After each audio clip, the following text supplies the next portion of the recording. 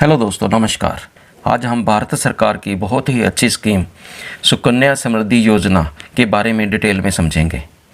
इस स्कीम में आप कम से कम 250 रुपया और ज़्यादा से ज़्यादा 1.5 लाख तक जमा कर सकते हो। 250 रुपये के मल्टीपल में ही आप ज़्यादा से ज़्यादा जमा कर सकते हो। आप दोस्तों इस स्कीम से 72 लाख तक का आसानी से पैसा बना सकते हो, जो अपनी बेटी की हायर स्टडी या उसकी शादी के लिए आप यूज़ कर सकते हो। दोस्तों, सुकन्या समृद्धि योजना के तहत जो भी आपके दिमाग में सवाल होंगे, इस वीडियो को बिना स्किप किए देखना, आपके सारे सवालों के जवाब आसानी से मिल जाएंगे। दोस्तों, पहला है सुकन्या समृद्धि योजना क्या है, गवर्नमेंट ने इसको क्यों लागू किया। दोस्तों, सुकन्या समृद्धि योजना को गवर्नमेंट ने 2015 में बेटी बचाओ बेटी पढ़ाओ अभियान के तहत लागू किया। ये किसी भी वर्ग की बेटी के लिए है, ताकि परिवार छोटी छोटी बचत करके अपनी बेटी को अच्छी तरह पढ़ा सके, हायर एजुकेशन दे सके और उसकी शादी कर सके, ताकि परिवार बेटी को बोझ ना समझे। चलो दोस्तों, अब हम स्कीम को डिटेल में समझते हैं। सुकन्या समृद्धि योजना का अकाउंट आप किसी भी बैंक में या पोस्ट ऑफिस में खुलवा सकते हैं। ये खाता खुलवाने के लिए आपकी बेटी की उम्र 10 साल से कम होनी चाहिए। ये अकाउंट केवल बेटी के नाम पे ही खुलेगा। बेटों के नाम पे ये स्कीम लागू नहीं है। बेटों के नाम पे अकाउंट नहीं खुलेगा। किसी भी वर्ग का भारतीय नागरिक अपनी 2 बेटियों का अकाउंट इस स्कीम के तहत खोल सकता है, जिनकी उम्र 10 साल से कम है। अगर आपकी 3 बेटियां हैं तो आप 2 बेटियों के अकाउंट ही खोल सकते हैं, मगर किसी परिस्थिति में आप 3 बेटियों का अकाउंट भी खोल सकते हैं। लेते हैं, पहले आपने 1 बेटी का अकाउंट खुलवाया और बाद में आपके 2 जुड़वा बेटी हो जाती हैं, तो आप उन 2 का भी अकाउंट बैंक में या पोस्ट ऑफिस में इस स्कीम के तहत खुलवा सकते हैं। इस परिस्थिति में आप 3 बच्चियों का अकाउंट खुलवा सकते हैं। दोस्तों, अगर आपने पोस्ट ऑफिस में 2 अकाउंट बच्चियों के खुलवा लिए और फिर आप बैंक में भी 2 अकाउंट बच्चियों के खुलवा लेते हैं, तो आपको 2 अकाउंट का ही बेनिफिट मिलेगा। 2 पर आपको सेविंग का ब्याज मिलेगा। इसलिए आपने 2 ही अकाउंट खुलवाने इस स्कीम में। दोस्तों, ये अकाउंट खुलवाने के लिए आपको कौन कौन से डॉक्यूमेंट की ज़रूरत पड़ती है। नंबर 1 पर बेटी का आधार कार्ड या जन्म प्रमाण पत्र होना चाहिए। दूसरा, अगर बेटी का अकाउंट माता के साथ खोलना है तो माता का आधार कार्ड और पैन कार्ड लगेगा। पिता के साथ खुलवाना है तो पिता का आधार कार्ड और पैन कार्ड लगेगा। अगर माता पिता नहीं है तो नेचुरल गार्डियन और लीगल गार्डियन जो कोर्ट ने अपॉइंट किए हैं, जैसे कि दादा दादी नाना नानी, जो भी कोर्ट ने अपॉइंट किए हैं, उनका आधार कार्ड पैन कार्ड लगेगा।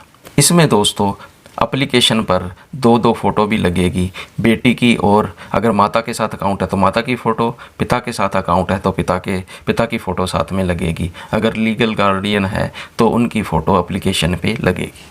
सुकन्या समृद्धि का अकाउंट बेटी के नाम पे ही खुलता है और साथ में माता पिता या लीगल गार्डियन जो भी है उनका नाम ऐड हो जाता है। और जैसे सेविंग अकाउंट की पासबुक मिलती है, वैसे ही इसमें भी पासबुक इशू होती है। अकाउंट खुलने के बाद हम इसमें जानते हैं कि आप कितना पैसा आप इसमें जमा कर सकते हो।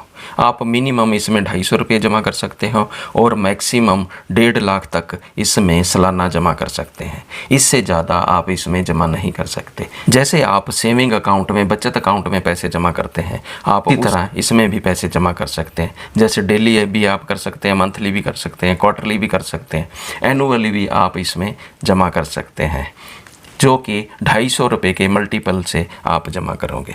दोस्तों, अमाउंट आपने 14 साल तक जमा करनी है और 15 किस्त भी अगर आप लमसम इसमें जमा करते हो, जैसे पहले आपने 1.5 लाख तो आपको 14 साल और जमा करना पड़ेगा। इसीलिए ये 15 किस्त बन जाती है और 14 साल के लिए आपने मैक्सिमम इसमें पैसा जमा करना है। इस अकाउंट की मैच्योरिटी दोस्तों 21 साल में होती है। इस 21 मैच्योरिटी होने के बाद आप इससे पैसे निकलवा सकते हैं। ध्यान रखना दोस्तों, आपने साल में 250 रुपया ज़रूर इसमें जमा करना है। अगर आपने 250 रुपया नहीं जमा कराया तो आपका अकाउंट क्लोज हो जाएगा। अगर आप इस अकाउंट को दोबारा चालू करना है तो आपको 50 रुपये पेनल्टी देकर इस अकाउंट को दोबारा चालू करवाना पड़ेगा। इसलिए मिनिमम 250 रुपया इसमें साल में एक बार ज़रूर जमा कराना है। सुकन्या समृद्धि योजना का अकाउंट हमें क्यों खुलवाना चाहिए? तो सुकन्या समृद्धि योजना में गवर्नमेंट ने हाई रिटर्न दी है। ब्याज रेट ऑफ इंटरेस्ट भी सभी सेविंग स्कीम से ज़्यादा। जनवरी 2025 में रेट ऑफ इंटरेस्ट 8.20% एनुअली चल रहा है, जो कि सभी सेविंग स्कीम से ज़्यादा ही होता है। इसमें दोस्तों गारंटेड रिटर्न ज़रूर मिलती है, मगर रेट ऑफ इंटरेस्ट इसका फ्लक्चुएशन होता रहता है, घटता बढ़ता रहता है। और इसमें म्यूचुअल फंड की तरह मार्केट से ये लिंक नहीं होता और कोई भी इसमें रिस्क नहीं होता। तभी तो गवर्नमेंट ने इसमें कैपिंग रखी है कि 1.5 लाख से ज़्यादा आप इसमें इन्वेस्ट नहीं कर सकते। दोस्तों अब हम देखते हैं कि आप कितना पैसा जमा करोगे तो आपको कितना पैसा मिल सकता है। चलो हम देखते हैं। मान लो आपकी बेटी की उम्र 3 साल है और 250 रुपया सालाना आप इस स्कीम में जमा करते हैं, तो आपने 15 किस्तों में 3750 रुपये जमा किए।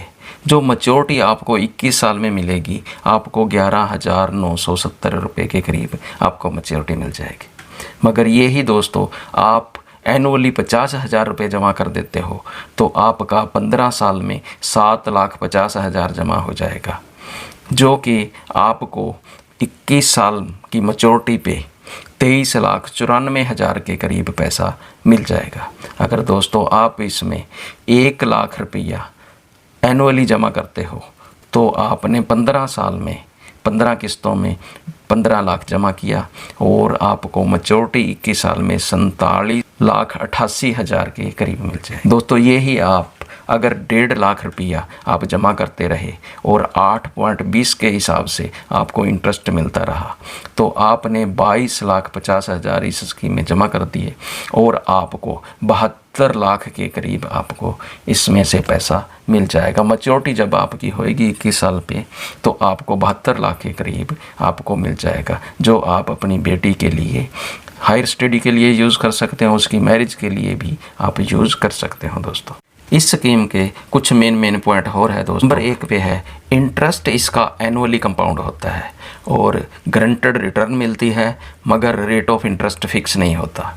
2015 में इसका रेट ऑफ इंटरेस्ट 9.10% था और आज 8.20% है, मगर इसमें कोई भी रिस्क नहीं होता। दोस्तों सुकन्या समृद्धि योजना में जो पैसा आपने इन्वेस्ट किया है उस पर ओल्ड इनकम टैक्स स्कीम के हिसाब से माता पिता जिसके साथ बच्ची का अकाउंट है वो रिबेट ले सकते हैं। अगर न्यू इनकम टैक्स स्कीम में ये रिबेट की फैसिलिटी नहीं है।